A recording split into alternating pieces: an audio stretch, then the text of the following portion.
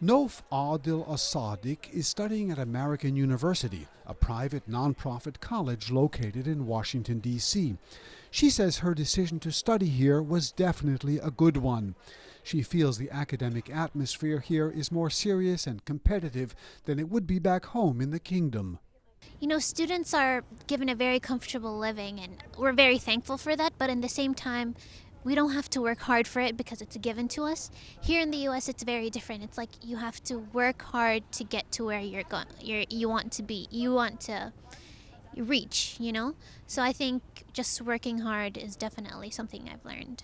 Al Sadiq grew up at an Aramco compound in the eastern province with many Americans and other foreigners as neighbors.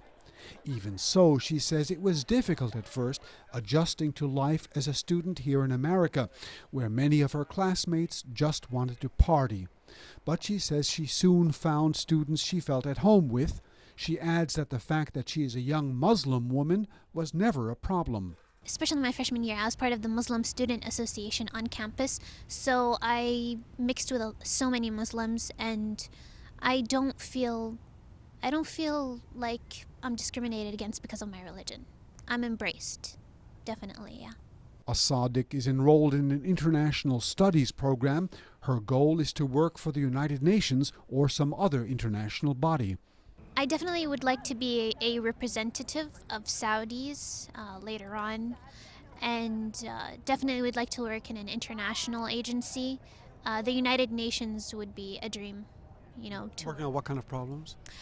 definitely human rights. I'm really interested in helping those who can't, fend for themselves or who need someone to advocate for them.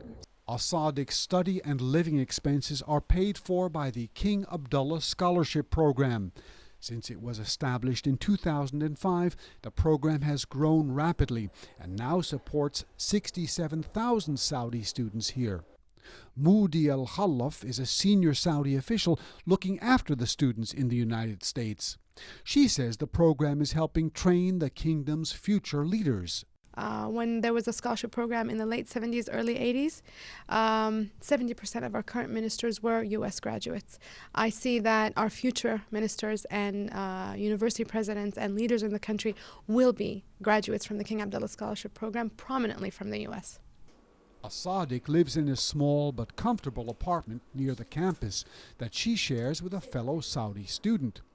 Her studies take up most of her time, but she enjoys what free time she has. I like to go out with friends, hang out at Georgetown, sometimes in Adams Morgan, go to restaurants, do a little shopping, go to the movies. I love going to the movies. We don't have that back home, except in Aramco compound. And we love traveling. We only have a few years here, so we're trying to take advantage of that. Al Sadiq says she has gotten used to doing things here in America that would not be acceptable for a young woman back in the kingdom, like going out with women friends without a male guardian. She says she would like to bring back such ideas to the kingdom. Part of why we are given scholarships abroad is so we can go and better ourselves and take the good in other cultures and other societies and come back and implement them back home. Especially now with King Abdullah and his decision to, incorporate females into the Consultative Council and, voting in the municipal council elections. I apologize. I think this is exactly what he's looking for. Yet for all the new ideas she has learned in America, Al Sadiq remains a Saudi, and some of her culture is surely rubbing off on her American classmates.